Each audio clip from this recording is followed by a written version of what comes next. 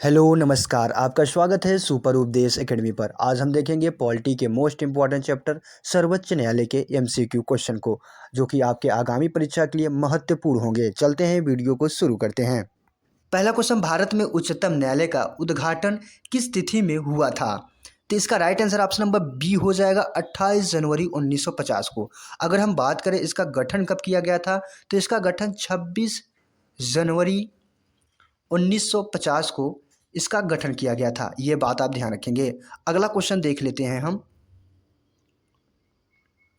अगला क्वेश्चन, भारत के सर्वोच्च न्यायालय की स्थापना हुई थी? तो इसका right answer option number D हो जाएगा। भारतीय संविधान के द्वारा इसकी स्थापना की गई थी। ये आप ध्यान रखेंगे। अगला क्वेश्चन देख लेते हैं। भारत के उच्चतम न्यायालय में न्यायाधीशों की संख्या में वृद्धि करने की शक्ति किस में निहित है? तो ये संसद को निहित है। इसका right answer option number B हो जाएगा।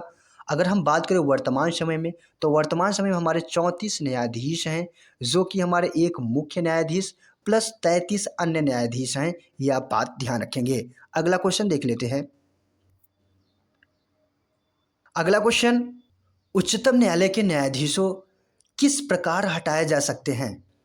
तो इसका राइट आंसर देखिए, अगर आप देख रहे होंगे इस क्वेश्चन को, तो इसका right answer option number B बता रहे होंगे, लेकिन बिल्कुल गलत हो जाएगा। इसका right answer option number D हो जाएगा। राष्ट्रपति के द्वारा संसद की सिफारिश पर। राष्ट्रपति ओनली नहीं हटा सकता जब तक संसद की सिफारिश न हो। तो देखिए, संसद पर कब सिफारिश होगी? जब संसद के प्रत्येक सदन द्वारा अपने कुल सदस्य संख्या के बहुमत द्वारा तथा उपस्थित और मत देने वाले सदस्य के कम से कम 2/3 का बहुमत हो, तब जाके वो राष्ट्रपति को दिया जाता है और राष्ट्रपति उन्हें हटा देते हैं। अगला क्वेश्चन देख लेते हैं। उच्चतम न्यायालय में सेवानिवृत्ति की आयु है? तो इसका right answer option number D हो जाएगा 65 वर्ष। अगर हम बात करें उच्च न्यायालय यानी हाई कोर्ट की, तो वहाँ पे 62 वर्ष है। ये आप ध्यान रखेंगे। अगला क्वेश्चन देख लेते हैं। अगला क्वेश्चन, उच्चतम न्यायालय के न्यायाधीशों का वेतन निर्धारित किया जाता है? तो इसका right answer option number C हो जाएगा, संसद के द्वारा। अगर हम बात करें अनुच्छेद, किस अनुच्छेद में कहा गया है, तो अनुच्छेद 125 के क्लॉज 1 के अनुसार ये बात कही गई है। अगला क्वेश्चन देख लेते हैं। अगला क्वेश्चन, उच्चतम न्यायालय द्वारा आज तक की दूसरी सबसे बड़ी खंडपीठ किस केस में बनी? यानी पहली केस भी होगी, तो पहली केस कौन सी थी? केशवानंद भारती, जो कि ये 1973 में ये आया था। और इसमें ये क्यों सबसे बड़ी केस बनी? क्योंकि इसमें 13 न्यायाधीश की गठन किया गया था। ये बात ध्यान रखेंगे। और दूसरी सबसे बड़ी कौन सी थी? तो ऑप्शन नंबर ए हो जाएगा, गोलकनाथ केस। ये 1967 में आया था।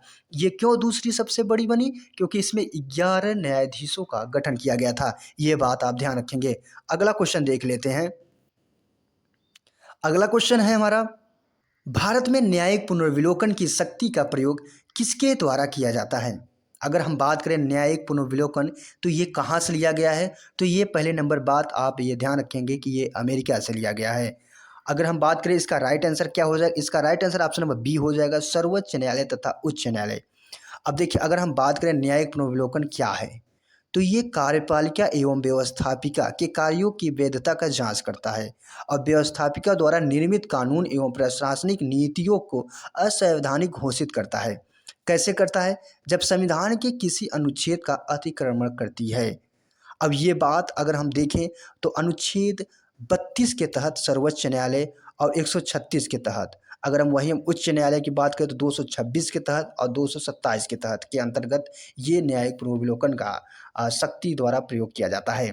तो इसके लिए इसका right answer option number B होगा। आप इसे ध्यान रखेंगे। अगला क्वेश्चन देख लेते हैं हम। अगला क्वेश्चन है हमारा, संविधान की व्याख्या करने का अंतिम अधिकार किसे है? तो इसका right answer option number D हो जाएगा, सर्वोच्च न्यायालय को। अगला क्वेश्चन देख लेते हैं। अगला क्वेश्चन है हमारा, भारतीय संविधान का संरक्षक कौन है? तो इसका भी right answer option number D हो जाएगा, सर्वोच्च न्यायालय। अगला क्वेश्चन देख लेते हैं।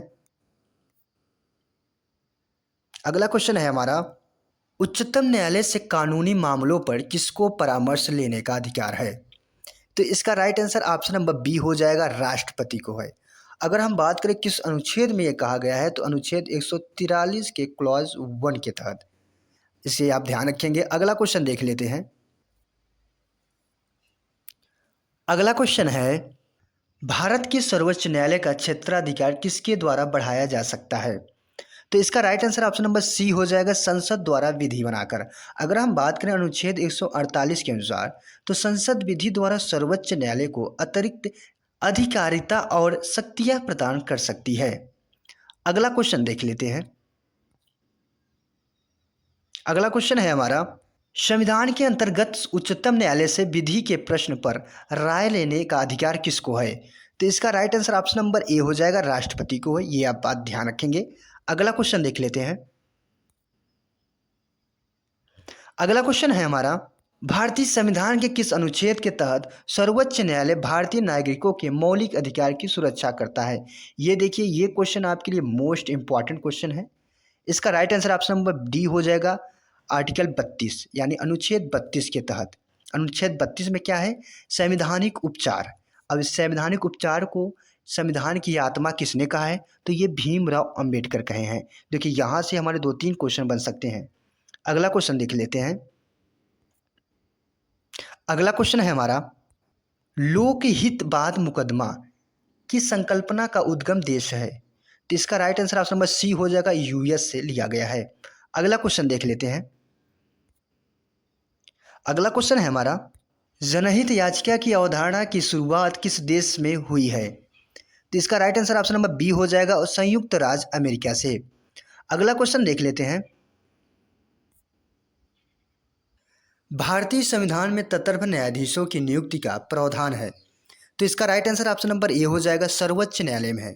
अगर हम बात करें कि नियुक्ति कैसे की जाती है, तो हम देखें अनुच्छेद 127 के क्लॉज 1 के अनुसार अगर देखें, तो यदि किसी समय सर्वोच्च न्यायालय के सत्र में आयोजित करने पर अगर पर्याप्त न्यायाधीश नहीं है, तो हमारे भारत के मुख्य न्यायाधीश उच्च न्यायालय के न्यायाधीशों से सर्वोच्च न्यायालय में तत्व न्यायाधीशों की नियुक्ति करता है, और वह ऐसा राष्ट्रपति के पूर्व सहमति एवं संबंधित उच्च न्यायालय के मुख्य न्यायाधीश के परामर्श की बात करता है। ये बात आप ध्यान रखेंगे। अगला क्वेश्चन देख लेते हैं।